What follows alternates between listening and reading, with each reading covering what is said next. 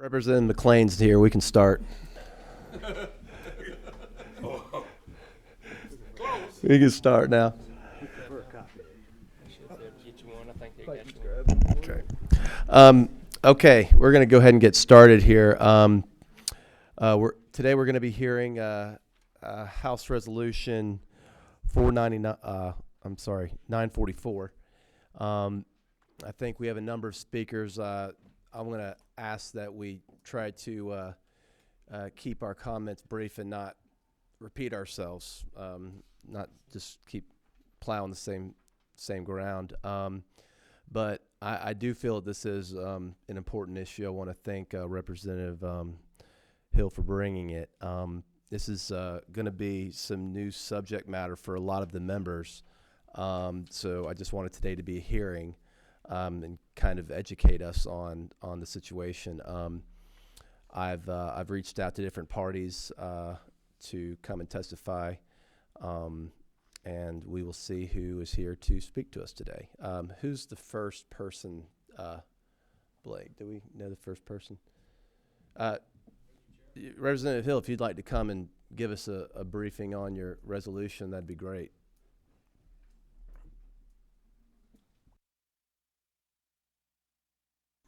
Thank you, Mr. Chairman. My first time in the hot seat, so I remember faces. And thank you again for allowing all of us to be here. And just a little background, and then I'll let them give their talk. This was first presented to me by a constituent in my own county. I did not know anything about what was going on. I have had the luxury of working with different people from different countries over my lifespan of work, from the Taiwanese, the Chinese, the Germans, English, Vietnamese, and they have all been concerned about family. And this does have to do with some of their family members in the past. Like I said, this was first brought to my attention by one of my constituents. And the Chinese, Communist China, has targeted these different ethnic groups for their own gain of monetarily, I should say.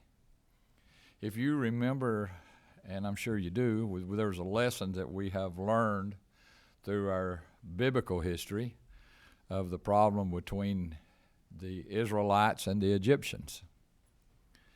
In that sense, this is more or less very common to that. If you remember the story, the Israelites were in Egypt. They were captured, or they were there. They came on their own because of the local economy had gone down the drain, except for there. They only had food there in Egypt. So anyway, the Jewish people got to growing so fast, and so they started outnumbering the Egyptians, so the Egyptians put them under bondage to control them. That's kind of what's happening here.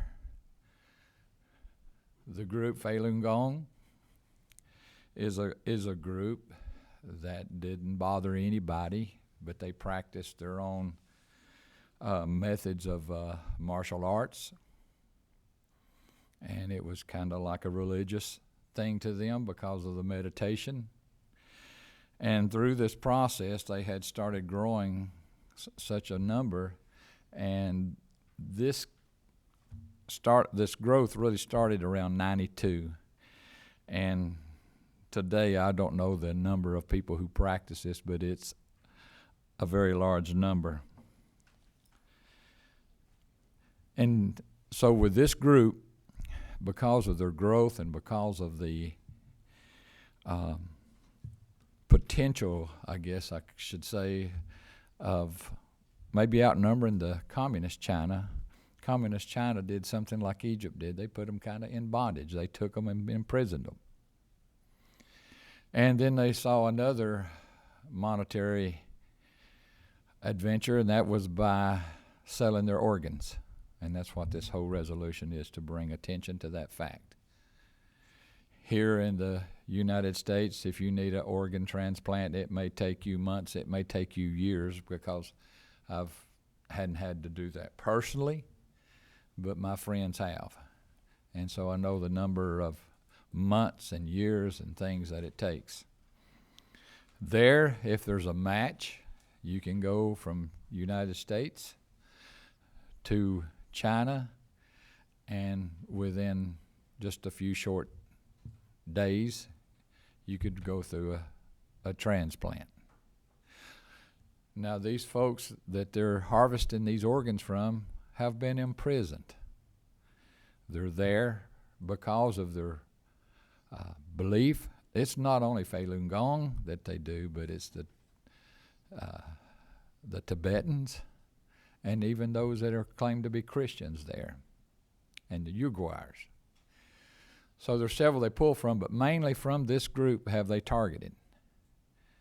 And they have utilized them as their harvesting ground for organs. And that's what we're here about, to bring attention to that. And with that said, I'll answer any questions that I may ask. And if I don't, I have some folks sitting here behind me that can answer any of those questions. Thank you, Representative. I don't see any questions. The first speaker on the list is Mr. Liu. Mr. Liu. Yep. Come on up. You want Mr. Chairman here or at the podium? Which right there with you is fine. Okay. And just if all the speakers could just tell us their name and who they're here with. Good afternoon. Thank you, Mr. Chairman, for giving me this opportunity to speak here.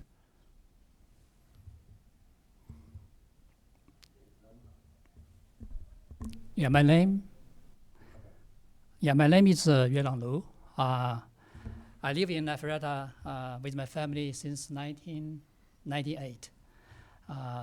I'm a volunteer with Georgia Falun Dafa Association, which is a non-profit group that represents people who practice the exercise and the meditation of Falun Dafa, also known as Falun Gong. I'm very pleased to see this resolution being considered, as I believe that our state will be all the more blessed for taking a strong stance against this persecution and China's state-sponsored forced organ harvesting against this group of people, Falun Gong and other prisoners of conscience. I came to the United States as a graduate student back in 1990. 1 year after the Tiananmen massacre took place in 1989 in Beijing, where the communist regime used the Chinese army and tanks against their own citizens and killing thousands of students and civilians just for the peaceful demonstration for democracy. I was then a student at Peking University, also a participant in the student peaceful movements. So I participated from the very beginning to its tragic bloody end. I witnessed and experienced firsthand the government brutal crackdown and how the Chinese government and at the same time used the state-controlled media to fabricate lies to cover the truth about the killing and also brainwash the nation, the general public. It was in 1999, 10 years after the Tiananmen massacre happened, that the communist regime went to violent separation and the killing of its own innocent citizens again. This time, with millions of Falun Gong practitioners being targeted for persecution and elimination for their beliefs.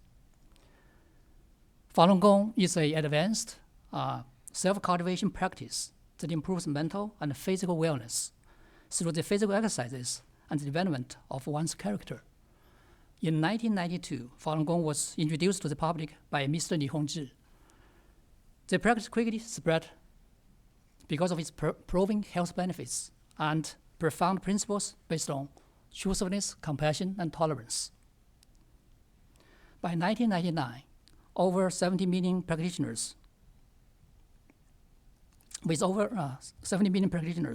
Falun Gong had grown to become one of the largest practice of its kind in China and around the world.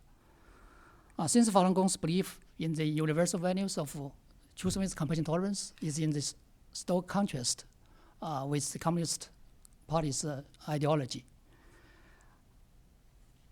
And with over 70 million practitioners across China, and that's more than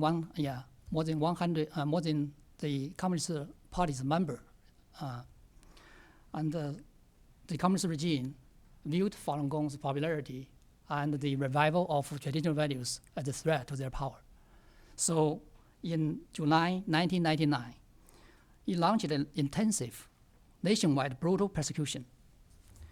The dictator at the time, the former party chief Jiang Zemin, vowed that he would completely eliminate Falun Gong in 3 months. And he would like to achieve that by launching a violent, nationwide, brutal campaign, meaning ruin their reputations, bankrupt them financially, and destroy them physically. So the 18-year-long persecution has led to tens of thousands have been improperly arrested, detained, tortured, and killed. This affects your constituents in Georgia.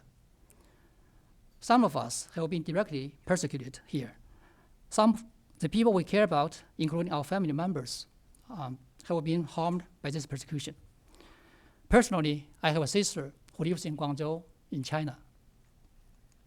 She used to suffer from a great deal of pain, great deal from the family disease, which she tried various Western and Chinese medicine and different treatments, and unfortunately none of those worked.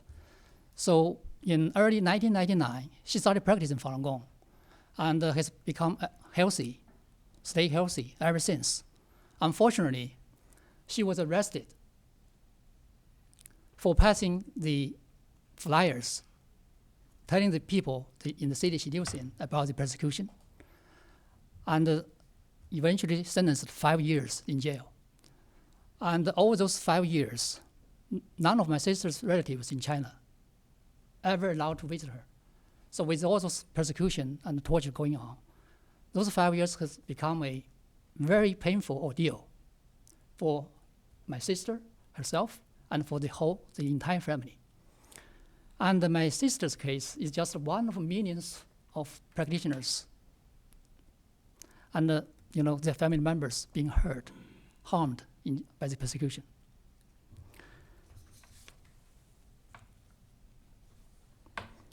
And in 2006, the most horrifying crime came to light. The practitioners of Falun Gong were killed for their organs for sale to transplant patients in China and around the world. According to human rights lawyers, journalists, doctors, former prisoners, and others, the Chinese Communist regime has established a system of harvesting organs from prisoners of conscience. It's a state-sponsored mass murder. Transplants are done for profit, and the practitioners are killed, the prisoners are killed in the process, and the Falun Gong practitioners are the majority of victims. House Christians, Tibetans have also been imprisoned and killed for their organs. So several independent investigative reports conclude that forced organ harvesting of Falun Gong practitioners have taken place on a massive scale. For example, 2017 Freedom House report found, quote, credible evidence suggesting that beginning in the early 2000s, Falun Gong detainees were killed for their organs on a large scale.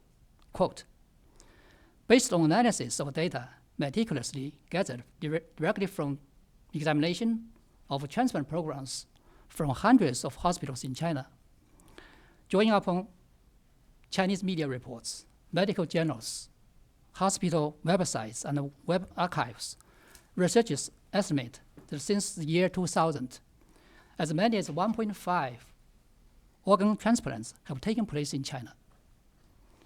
And the primary source of these organs is Falun Gong practitioners who were killed for their organs for profit against their will.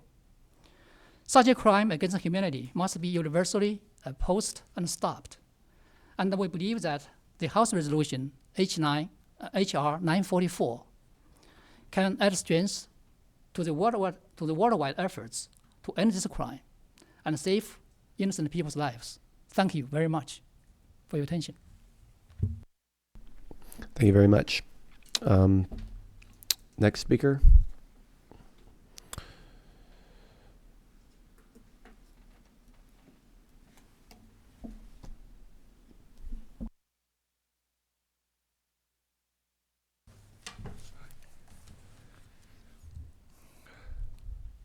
Good afternoon, everyone. My name is Guoliang Zhang. I live in Suwanee, Georgia. Come here in support of House Resolution 9144. Thank you for so much for giving me this opportunity to share my story. I used to be an airline pilot with China Southern Airlines. I live in Guangzhou. I started practice Falun Gong in 1995, and my knee and ankle injuries soon disappeared. So I continued practicing Falun Gong until after the persecution of Falun Gong started in 1999. I was arrested 4 times and detained in prison, forced labor camp, and brainwashing center for a total of 6.5 years. Still also in jail. I was arrested for the first time for possessing a Falun Gong banner in Tucson. The labor camp guards tied me to a tree because I tried to practice Falun Dafa practice. I was arrested again in Tucson too and detained at a brainwashing center. There I was forced to watch videos defaming Falun Gong every day. When I refused to write a statement renouncing Falun Gong, they just tortured me. And in addition to the beating, torturing, they often deprived me of sleep. Every night I can hear the other Falun Gong practitioners screaming in their room midnight. Sorry. Yeah, when I saw them next day, some serious ill, bruise on their face, knots on their head. Some had clumps of hair torn out by the guards.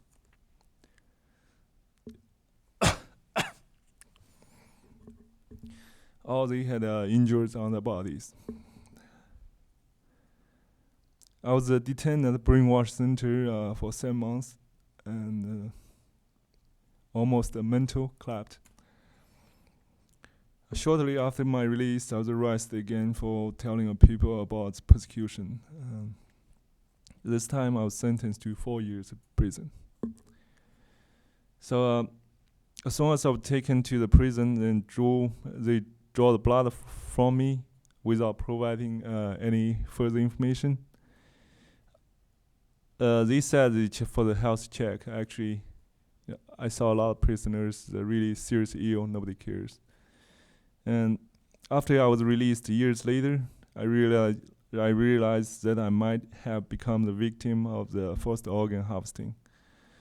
I also heard a story when I came out from prison. One of my former airline supervisor, he had a final stage liver cancer, needed emergency organ transplantation. And I was told by my former co-worker, he said my former supervisor got a liver from a prisoner. He paid 300,000 yuan. So immediately a liver next day from prison and airshipped to the hospital. And in the prison, once in a while, some of my prison mates disappear. Nobody knows where they go. The guards told us he transferred to another prison, but we never heard any news from them, even a postal card or letter. And in the prison, I was forced to do the slave labor, including making shoes, toys, and crafts for export. After I was released, I was still under special monitor by the local 16 office. That's a special agency specified for persecuting Falun Gong. And I managed to run away from China. I escaped to Thailand in 2008, and finally got my refugee status, resettled to United States in 2013. Right now, I also work with airlines. I'm a airline captain right now in United States. So compared to many other Falun Gong practitioners who were beaten to death or those who were murdered for their organs in China, I'm very lucky to have survived the persecution. However, there are still millions of Falun Gong practitioners in China who are still suffering detention, brainwashing, and torture, even the risk of organ harvesting. I sincerely seek your support for Falun Gong, seek your support of HR 944 in order to save more people who are still suffering the persecution. Thank you very much. Thank you for your comments. Next speaker.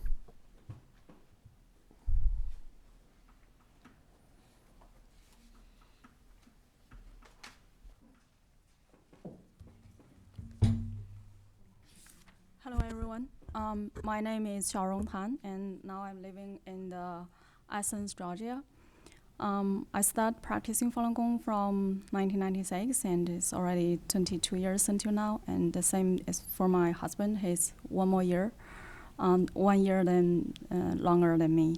When the persecution of Falun Gong started at the 1999, I was illegally arrested and detained for 5 times, and the time range from several days, several months to 18 months. And one time, including one time, my 2-year-old son was arrested together with my husband and me and detained in the detaining center for 2 days without food and water providing. And I have to beg a female police who passed by to give us some food to feed my son. That way he will not cry from hungry. And during the detention at different occasions, the reason for them to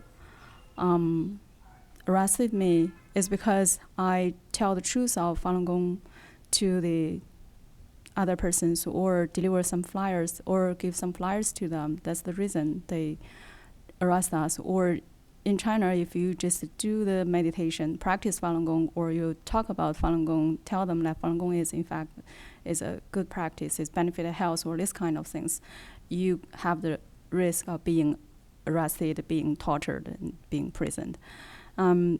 So during the detained period of in the detention center, in the brainwashing center, or in the forced labor camp, I experienced all kinds of inhumanity treatments, including the insults with very dirty words and naked examination, and also beaten continuously.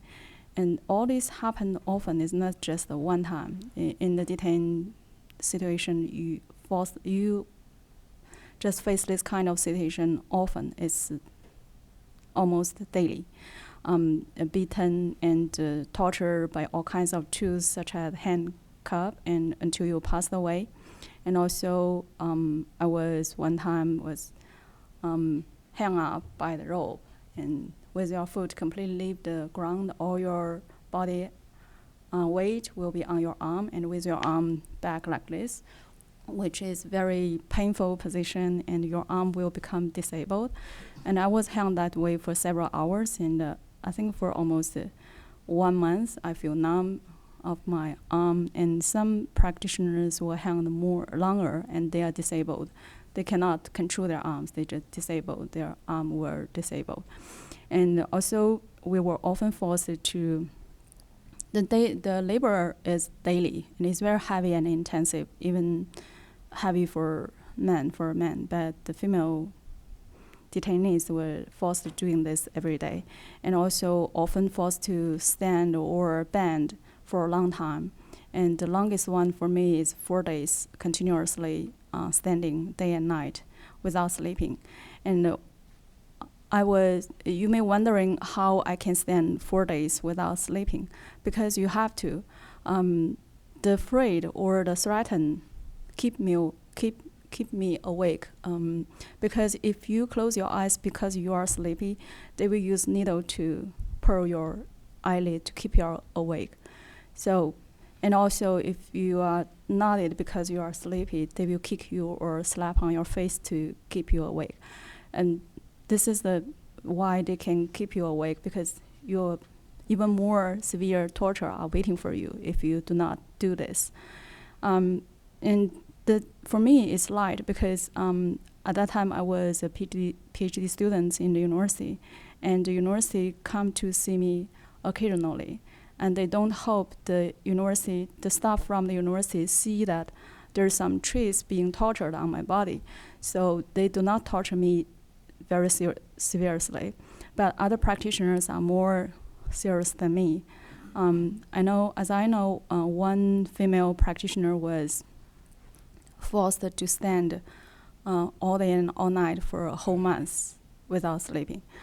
And also there are many other very brutal tortures. And in the practitioners I know personally, I think it's maybe 150, something like that. 6 of them were killed. They were beaten to death or tortured to death, or just that after several days released from the prison, all kinds of. And the youngest among them is only 29-year-old, who is a graduate from Tsinghua University, which is considered the best university in China, and he is also a vice president of a very big company, and is the volunteer contact of Gansu province where I practice Falun Gong. And he was tortured to death after being taken to the detention center for 2 months. They used many tools to torture him. And the oldest one is 63 years old, just died a week after he released from the prison. And for all the other prisoners I know personally, all were persecuted to different extent. Some are fined a lot of money and made their life very difficult, extremely difficult financially. And some were lost their job, some were expelled from the schools and lost the opportunity to get that education, and some were tortured to disabled, to mad, because some were sent to the hospital and they were injected some poison medicine and they get mad from the poison medicine. And also some were tortured to death. And even in some so small scale that I personally know, so many were tortured to this kind of extent. So you can imagine the severity of the persecution. And one thing I need to mention here is when I was in the forced labor camp, all Falun Gong practitioners were forced to take physical exam. But all the other detainees, mainly in the forced labor camp, is the drug abuser. They were not required to take the physical exam. And in the physical exam, it including take the blood sample. And when I was there, I have no idea why they do this. The reason they give to the detainees are because the government care about your health. That's why we give the physical exam to the Falun Gong practitioners. And several years later, when I read the news on the live organ harvesting, it's first revealed to the public, I realized that, in fact, at that time, I was also harvested the information of my blood, my biological information was also in the database of the live organ harvesting. But I'm lucky. It's maybe no other matched my information, and I survived that. I was not murdered. Otherwise, I cannot speak here. And another example I want to give here is one of my friend who were detained next the room to the detention center. When the policeman tried to kidnap her. She tried to escape with helping with off a rope, but accidentally fell down to the ground. When she is still alive, the policeman did not send to the hospital and prevent the neighbors and others send her to the hospital, but instead take the key from her body and open her home and robbed all the cash in her home and other personal properties. They robbed all this, and her husband was on site seeing the whole process and seeing his wife died on ground without any treatment. And their son was too sad to accept this fact and also died after his mom was dead. And her husband was arrested on site and sentenced to 10 years prison. So the whole family was tortured apart. And in fact, there are many this kind of examples. This is just one example around me I given here. And we come here hope that we can give some support to the solution and to help stop this crime. Thank you, everyone, and thank you for your attention. Thank you very much. Next speaker. She doesn't speak English well. Okay, good. Sure, good. Absolutely.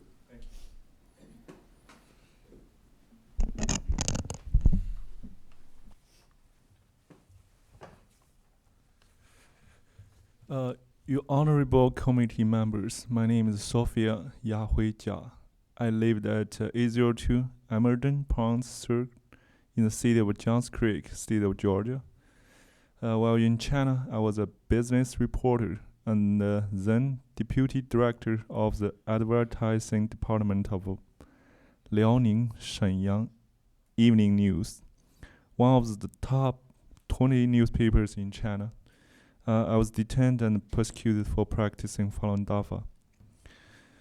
When Beijing hosted the 2008 Summer Olympics and people were saying Beijing welcome you, and I was illegally abducted and detained in Masanja forced labor camp in Liaoning province, where vicious police with electrical batons forced me and a fellow practitioner to sing the song Beijing welcome you.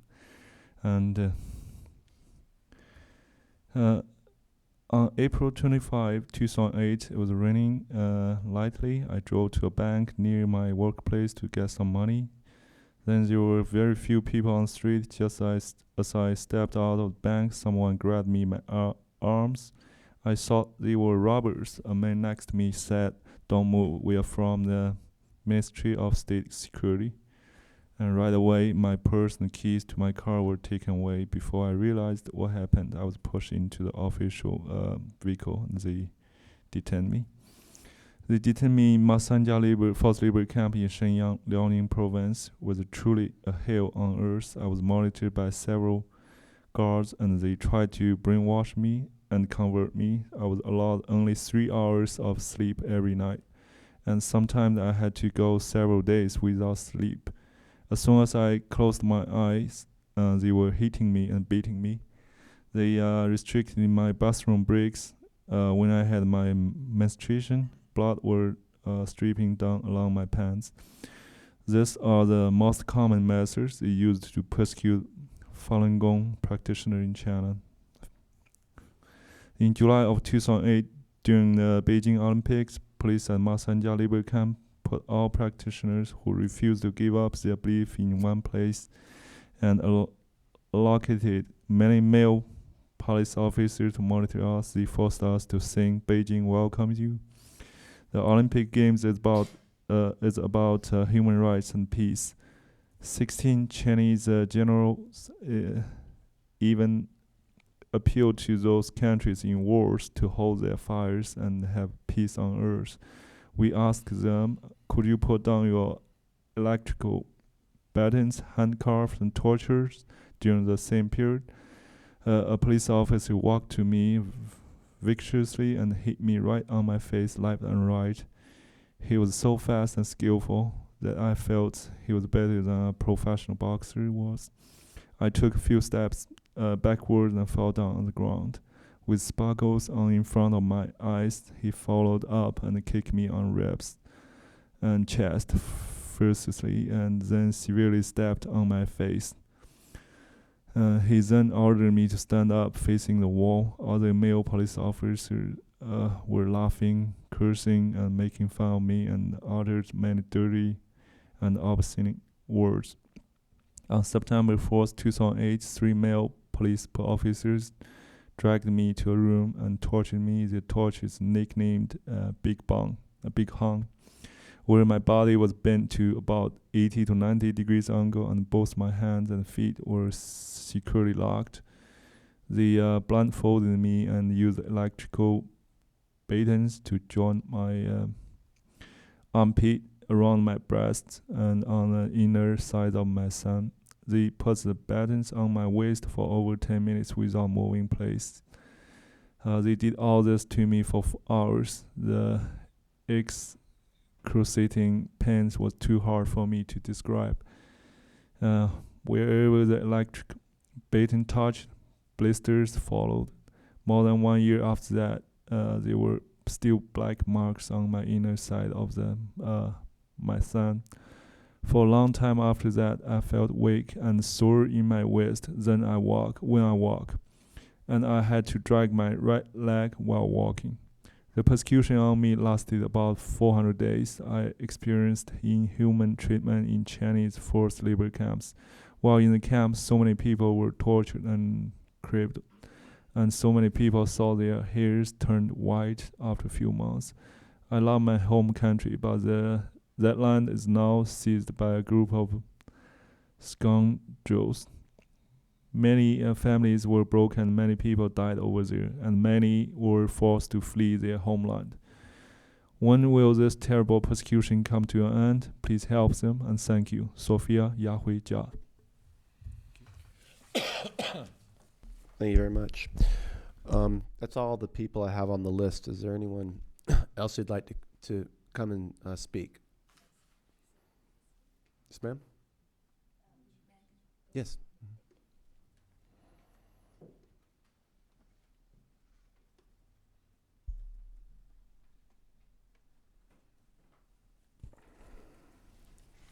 Good afternoon. My name is Yinghua Chao. Now I live in Milton, Georgia. I started practicing Falun Dafa in 1996 when I was in China. In 2007, I was living in Shenzhen, a big city in the south of China. I was 26 years old. One day, I was in a neighborhood passing out materials for telling people the truth about Falun Dafa. Somebody called the police, and therefore I was arrested. I told the police that the Constitution guaranteed my freedom of belief. They said that whatever the Communist Party said was law. I was later transferred to a brainwashing center. At the brainwashing center, I was watched 24 hours a day. They had somebody watch me all the time. They changed the person once a week because they were afraid the person would sympathize with me. They threatened me not to do Falun Gong exercises, not to shout words of Falun Dafa. They said if I would do hunger strike, they would do force feeding on me. They even showed me the place where they did force feeding. They said that if I did not give up the practice, they would put me in solitary confinement. The police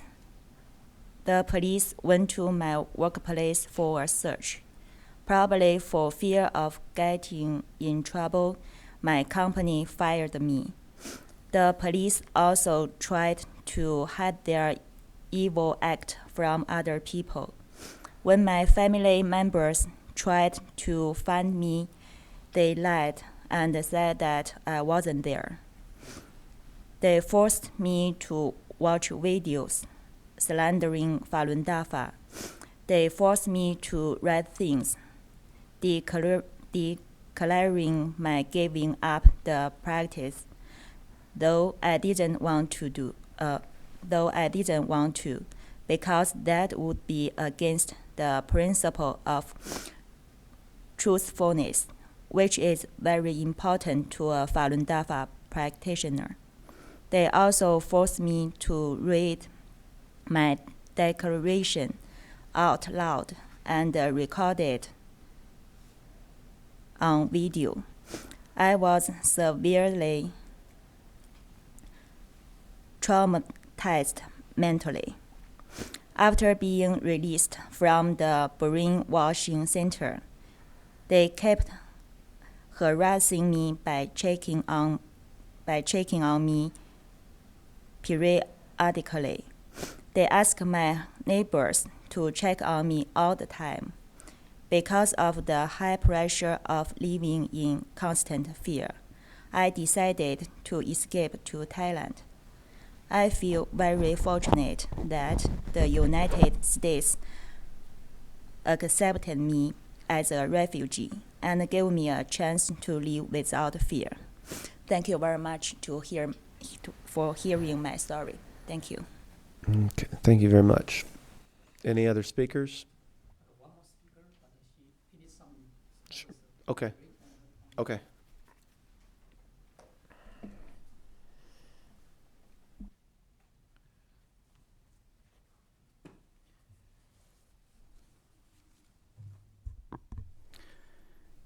Your Honorable Committee members, my name is Wei Mingguo from Atlanta, Georgia. I was persecuted by Chinese Communist Party because I insist on my belief of truthfulness, compassion, forbearance, brought by practicing Falun Dafa. I had repeatedly been arrested, detained, and forced brainwashing illegally. They pain from my physical and mental damage that I cannot even find a word to express. I had been detained illegally for 4 times. The first 2 are 1 month and a little more than 1 month in detention center. The third one is half a year by brainwashing center in 2002. In brainwashing center, under the guard of armed police, I was forced to watch videos, the standard Falun Gong through, deprive normal sleep, threats and intimidation. In 2004, I was illegally sentenced for 10 years in prison. In detention periods, except for lack of freedom, forced labor is also required, such as peeling garlic, skiing, weeding, planting trees, making chairs, peeling onions, making drifts, wrapping sugar-coated paper, paste cake care, and other work in prisons. Forced high demanding workload led to the deformation of my fingers. The pain often woke me up during sleep. Apart from physical persecution, the cruelest thing is spiritual persecution. Every day, I was forced to write thought reports. Moreover, Falun Gong practitioners often abused by other criminals ordered by prison authority. My parents are also Falun Gong practitioners. They have also been persecuted for many times. My mother was illegally detained twice, and once was in forced labor camp for 2 years. My father was detained 2 times, causing tremendous physical and psychological harm to both elderly people. Until now, they are still suffering. All this is caused by former Chinese Communist Party leader Jiang Zemin and the Chinese Communist Party regime. There is no freedom in that authoritarian society at all. The Chinese Communist Evil Party has persecuted so many Falun Gong practitioners and even removed their living organs. We hope that the U.S. people will stand on the side of justice, condemn the persecution, put an end to evil. Thank you very much. Thank you. Are there any other people who'd like to speak to the resolution? Okay. Representative, anything you'd like to follow up with? Yes, in closing, Mr. Chairman, and again, thanks, and thanks for your listening, members of the House. There's approximately 1 million that's been imprisoned at this present time for harvesting. Some of them may not be suitable, some of them, quite a few of them are. This practice of self-improvement, and I want to read you this, is based on the principles of truthfulness, compassion, and tolerance. Again, principles of truthfulness, compassion, and tolerance. Now, I don't know in your book, but in mine, that's no reason to kill somebody and use them for what they use them for. So when you're considering this House resolution of 944, I hope these figures do stay in your mind so you remember them. And thank you again for listening. Okay, we do have one question or comment from Representative McLean. You turn me on. Thank you, Mr. Chairman, and it's more of a comment than a statement. First, I'd like to thank you, Representative Hill, for bringing House Resolution 944. You know, it's you take a stance and you believe in it. You know, from the testimonies of your speakers and their treatment, you know, it says a lot about you and what you believe in. I'd like to know that on this committee, I've been very touched because what I know is what's going on is definitely not humane, and it's definitely nothing Christian-like in my book. So, and there's no way that someone can tell me that you can have more organ transplant than you have volunteers, and it's if it's not voluntary. So again, I want to thank you for bringing it to us. Thank you. Thank you, Representative. And these are stories that are actual experience. These are not something hearsay. These are from the folks who've experienced it firsthand. Okay. Thank you. I invite the members to do a little research on their own. I did invite the Chinese consulate in Houston to come and testify. They couldn't get their schedule to work out, but I did feel that we need to hear the other side of it. But there's a video that's been included. For those of you, I think that I didn't want to do it during the meeting, but it's about 8 or 9 minutes. I've seen it. It's quite good. If you want to stick around, they're going to show it here, so you don't have to go home and find a DVD player for many of us. You know, just I'm going to leave it up to the committee whether or not we want to vote this out. You know, it's no small thing for us to for this committee and eventually possibly the House and the state to accuse the Chinese government of murder and even worse, profiting off of it. So I think it's a pretty big state. It's just a resolution, but it's a pretty big statement for us to make. So those of y'all that want to move on it, come see me. And you know, the evidence is quite compelling in some cases where, in the U.S. it's 3 to 4 years to get a kidney. Same in the UK, same in Germany, same in Australia, and in China you can go and get one within a week. So with that, I will say we're adjourned. Thank you. Thank you.